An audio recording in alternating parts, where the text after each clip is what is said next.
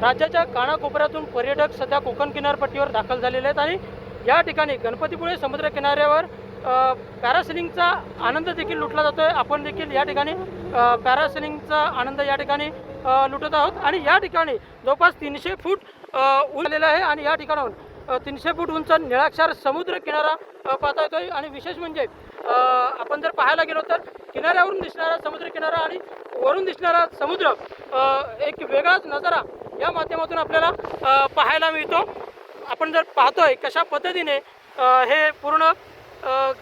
नजारा जो आहे तो पाहता येतोय आणि विशेष म्हणजे वेगवेगळे पर्यटक जे आहेत ते या माध्यमातून अनुभव घेताना पाहायला मिळत आहे।